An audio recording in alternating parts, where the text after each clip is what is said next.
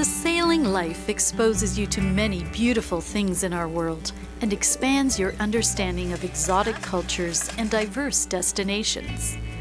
Arriving in a place by water gives you a unique perspective. Paul and I have been traveling and living aboard for nearly 30 years now, earning our living as award-winning photojournalists, sailing authors, and travel documentary television producers who specialize in travel by boat. We never get tired of it. We often get asked what kind of camera gear we use. So, as we prepare to move aboard our fourth sailboat, a new southerly 480, and begin another chapter of global adventures to share with you, we thought we'd take you on a trip down memory lane this week and show you the collection of camera gear we have carried with us over the years. Not a camera buff? Tune out now, or stick around for some inspiring images that will whet your appetite to get out on the water.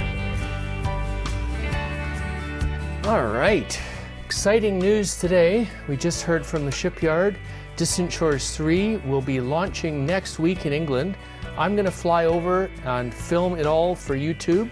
We're not going back for a couple weeks after that when they finished commissioning, but we're going to make a YouTube on it so you guys can all come. So please subscribe to our channel if you haven't already. Thank you for subscribing, and we'll keep you up to date with all of that exciting news. So thinking of that and thinking of where we're going with the new boat, and we're getting new camera gear for this year's filming and everything, I've been looking around at some of our old gear here and thinking about all the different stuff we shot with that, as we've just finished upgrading all of our gear to 4K. So what's 4K around here? The iPhone is one of our 4K cameras these days. The big camera we're shooting on here, the big Sony. The GoPro is also 4K, and this other Sony over here that's currently being filmed on that one. But I wanted to look at the last time we did a big conversion was when we moved to high definition, which was back in 2005. So 12 years ago, we started filming in 1080, and all the shows that we started to shoot from that time back then in 2005, when we sailed to the Middle East, a very exciting season. So if you haven't seen those shows, they're really cool.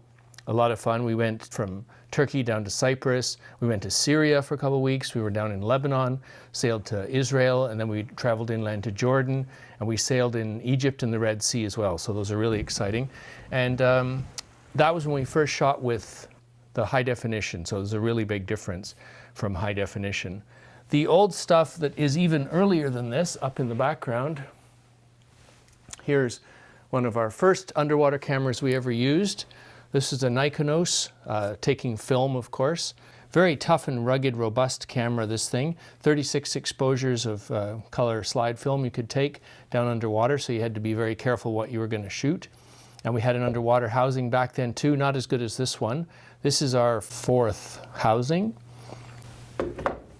Really old, one of my first ever cameras was this beauty.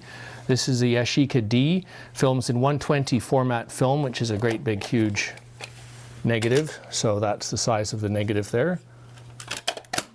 And the twin lens allows you to see, when you look through here, you see through this outer lens, this top lens, and then the bottom lens is what's going to take the pictures. Take a picture. Still works, sits on the fireplace mantle and looks cute. So, in terms of other old camera gear that we're stopping using, back in the old days when we first were shooting in high definition, we were using Mini DV Cam, which is a tape format. So we would have something like 50 maybe. We'd buy 50 tapes for a new year of shooting, and that would do us for 1 year. And then we never reused them. So these are all the original tapes. So we have boxes and boxes of these old tapes. Each one of those, if you're thinking gigabytes nowadays, each tape's about 15 gigs. So when you think about now shooting on these SIM cards, you can get these that are the equivalent of practically an entire box could go onto one of these little SIM SD cards that you're putting in the cameras nowadays. But this was that beautiful old camera. A lot of advantages to this kind of thing. We used it for underwater, of course. It's a specialized underwater rig. It takes, this camera goes inside it. So you open up the back, and then you take the caddy out, and put the camera onto the caddy and wire it into the camera. This is electronic housing. The rig altogether was about $5,000. It did some really nice shooting though underwater, and then you could see what you're doing through this television monitor here. So we don't use it anymore. I was thinking of selling it. I looked around eBay, but obviously they're not worth very much these days. Although it's $5,000, I don't think you could get $150 for it nowadays. Everyone's using more like the GoPro. There's a lot of things to be said for this. When we moved up to this high definition, we got a very much better image, and you can shoot close stuff. Like, that's really cool. You can get right in and see the real details on animals, because it had the focus button. GoPro's just sort of pretty sharp everywhere except really close. So you can't do the kind of macro work we did with this, which was really fun. But the GoPros are pretty good. And now we've got this new Sony that we're using this year, which is, I think, better. It's got a better image quality, and it's got more data throughput. So that's really fun too. Back then, when we were filming in the Middle East, we were also got this camera, which is our first high definition camera. Same format we've been using all along, sort of put it on your shoulder in general and shoot like that, brace yourself. It's a pretty good camera. Took the same kind of cassettes again, these HD cam tapes. And it was a pretty nice camera. Again, about $4,000, something like that. We had a few of those before we converted to the first of the chip cameras. But anyway, we wanted to show you some of that stuff we did. The stuff that was shot, if you don't have these kind of, take the chance to get the latest equipment, get the best stuff, we would have missed that. So the stuff that we shot on this when we went to Syria, we went out in the desert, we were shooting in Syria back before all of the troubles that they've had recently. So we got all that stuff on tape. I'm really glad we did, because it was a different kind of Syria. We met all these great people.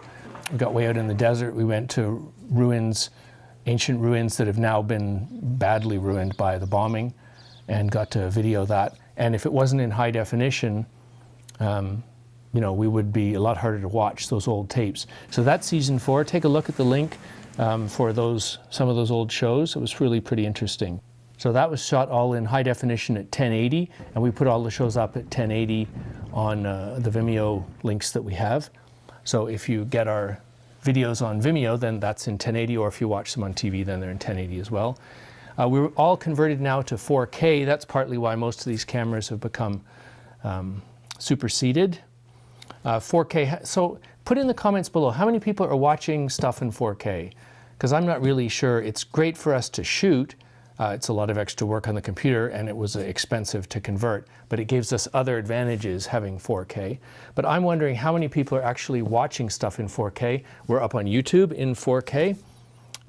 Here's some shots in 4K shot with the good camera, the Sony a7S II, which is our main camera now. Can you see that? Can you see 4K? Can you see the difference? Because we've been shooting 1080 for 12 years and now convert to 4K. So put in the comments how many people are actually watching or have 10K TVs, or watch Netflix, or have TV, or shoot themselves in 4K. So throw it down in the comments. This little camera, I just wanted to show you this. This is a fun one. This is the little Sony that I was saying here. The little guy, it's so small. It has an underwater housing I've taken out of the housing. And it has this wristwatch, and you can see what it's shooting. And there's the picture. So it's got a really good image stabilizer, and it's 4K. It's, I think, $700 with the controller and everything. The other good thing for these small light cameras to have is to have a gimbal, a stabilizer. We've got a lot of tripods. We have a whole farm of old tripods that have been superseded. This is an image stabilizer. You can get these for different formats, for bigger cameras, smaller cameras. So now this will steady the camera a lot. So even though you're moving around, it keeps much steadier. So GoPro, you can film with GoPro, of course, too. But they aren't very steady, so that's why we got the Sony. It's much better at that. But this camera is a pretty high quality image, and we've used the GoPros for a lot of things. Starting back in season 7, when we got a GoPro Series 1, We were sailing up in Sweden and bought a GoPro there and used it. Found it was great to be able to mount it on different places in the boat. And if it fell off, what the heck? It's just not a very expensive camera. So we've lost a couple of them flooded. There we go. And speaking of water damage, we're hoping to avoid that as we've got a lot more footage this year we'll be shooting on our new drones. Another one that's a useful camera to have, it's just because you have it all the time, I think, is to have the iPhone. Again, this is with a stabilizer, so when you turn it on. So that's the iPhone filming. It's got quite a good picture, I think. The iPhone is pretty good. You have to be careful about the audio because any further distance than this and you're not recording very good audio. But it's a pretty good camera. And the great thing about the iPhone is that you've always got it with you. So when you're sitting out there, especially the new waterproof ones like this one is, when you're on watch, you always have the phone ready to go. Then you can always go and get your big camera for other planned shoots, but at least you've always got it. That's it for this equipment roundup. Give us a thumbs up if you learned anything from it. If you have any questions about our camera gear, how we shoot or how we edit or anything, we have another video we made about that, so I'll link that, the $1 Million Sailing video. I linked that one.